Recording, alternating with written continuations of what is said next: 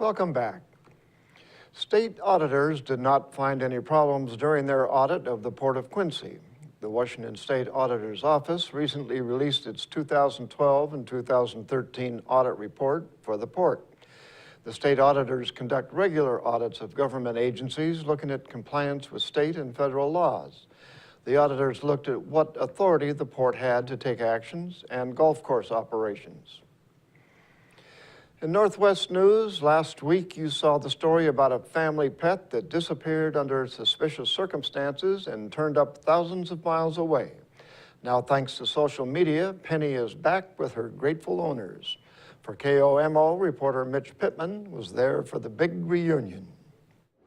If ever there were a place for a reunion, the airport lands at the top of the list. Hey. The holidays bring plenty of hugs and kisses. But perhaps no arrival was more anticipated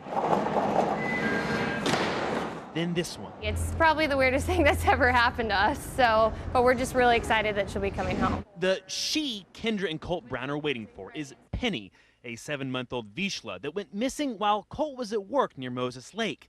After some detective work, the couple realized their puppy had been picked up by a truck driver. And so I was like, okay, where are you at right now? He's like, I'm in Nebraska. I was like, oh, okay. He was going to try and return her, but the next time they talked... Well, I'm in Des Moines, Iowa. I was like, what, are you kidding me? You're in Des Moines, Iowa? You're going in the wrong direction. Penny's story has more twists and turns than a big rig drive over the Rockies. But finally, a call from an animal shelter on Christmas Eve. Hey, she's like, when can you be here to pick it up? I was like, hold on a minute, what state are you in? She's like, we're in Pennsylvania. I was like, well, I'm in Washington State, so I got to make some phone calls. Through the magic of Facebook, word spread. And so we're just surprised. Which brings us to here. Where's those treats? We're pretty excited. Having family gone for Christmas is hard enough. Sweetie. But when your dog is taken on an unexpected road trip thousands of miles across the country. Can you sit? And somehow is returned to you. Love you. That's a happy tale. Had an adventure for her holiday. She's been across more states than I've been. Yeah, she beats us both put together, so she's a well-traveled dog. Imagine taking a look out your window to find your home surrounded by more than a dozen members of a SWAT team. It happened in southwest Portland when police were told someone was holding people hostage inside a home. When the officers got there, it wasn't what they were expecting. This video doesn't do it justice. Robert Rubendahl was reading when, of all things, someone's coughing outside caught his attention. He peeked through the window. My car was right here, sideways, and they looked like they were right here. Maybe sitting on the wood here, crouching, whatever. I couldn't see. It was dark. I could just see figures moving.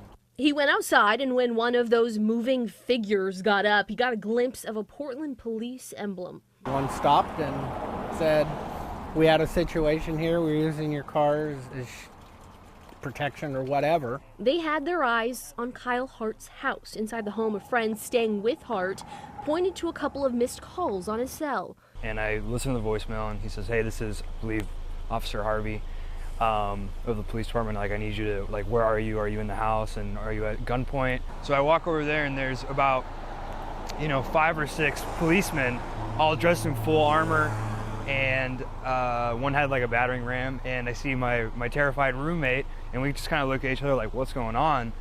I want you to picture a mob of police in this very neighborhood, a few SWAT team members scattered secretly throughout the street, maybe a few right in front of your home. It's a scary scenario, right? Well, it is until you find out they're responding to a prank call.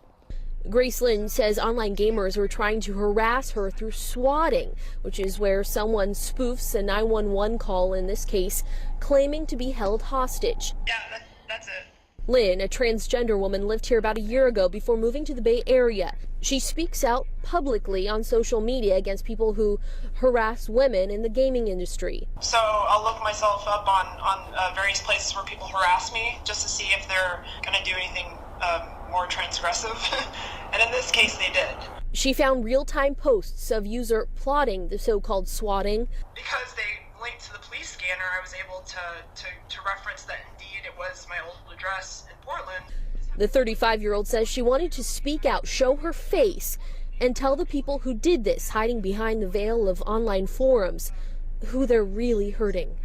Yeah, really hope that whoever did this gets caught. Corey Marshall, K2 News. And that's going to do it for us here at iFIBER 1 News. We want to thank you for watching, and we'll see you again tomorrow.